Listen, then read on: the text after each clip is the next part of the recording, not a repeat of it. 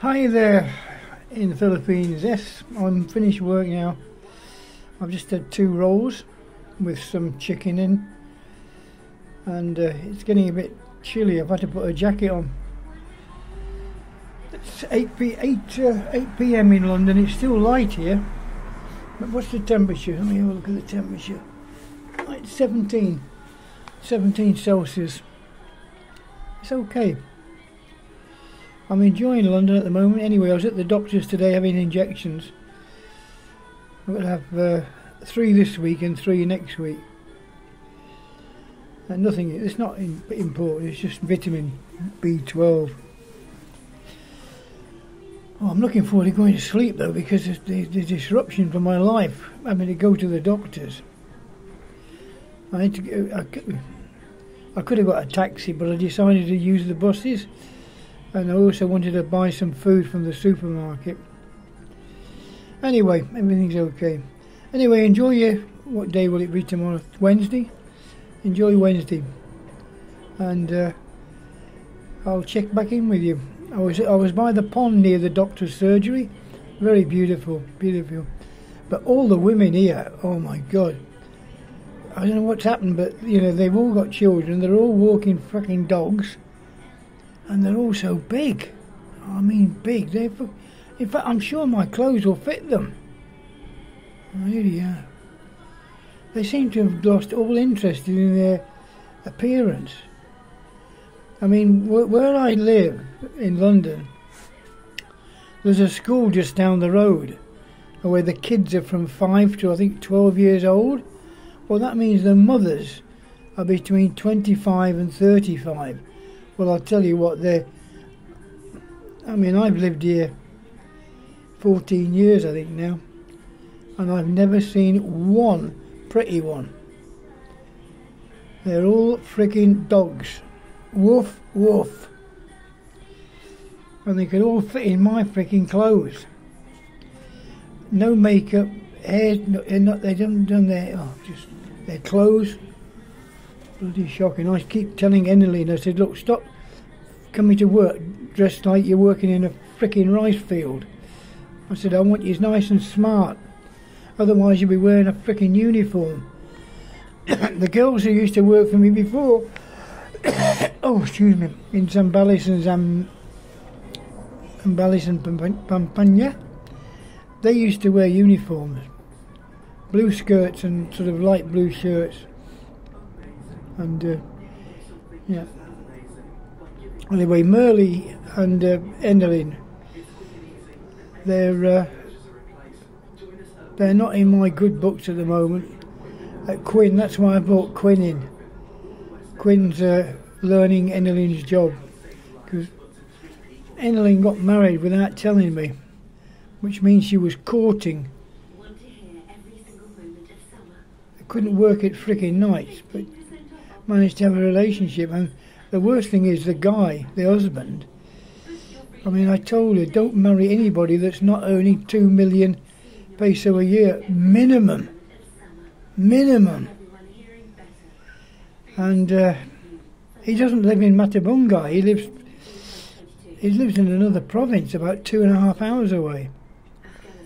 Just a bloody disaster. I mean, I just can't understand it. I can't understand what on earth she was doing.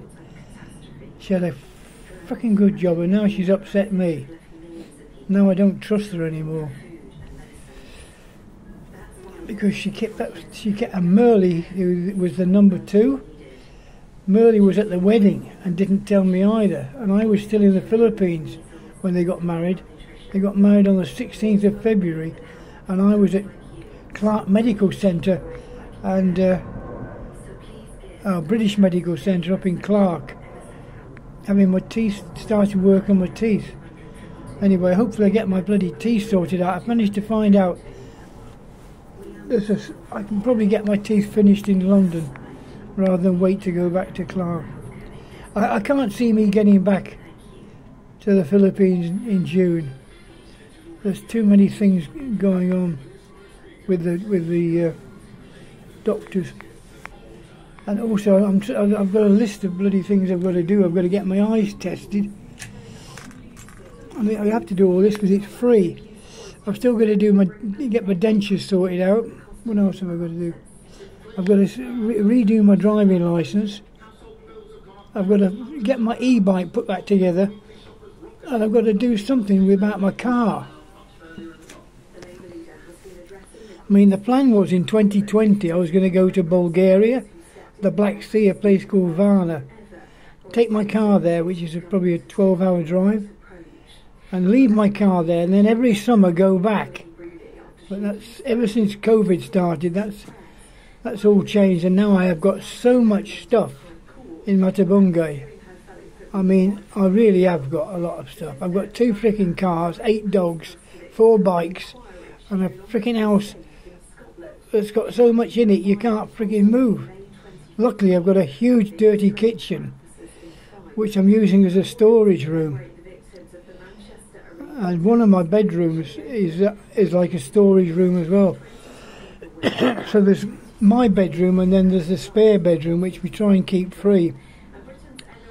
Okay, anyway, that's a long moan. You know, I got to Matabungay because an American, I rented a place from the American, and I liked it. It had a swimming pool and everything. And then he bloody sold the place. And since then I've been really unhappy in Matabungay. I mean, there's much nicer places in the Philippines, and I'm bloody stuck there. You go to the sea and there's all freaking rocks in the sea.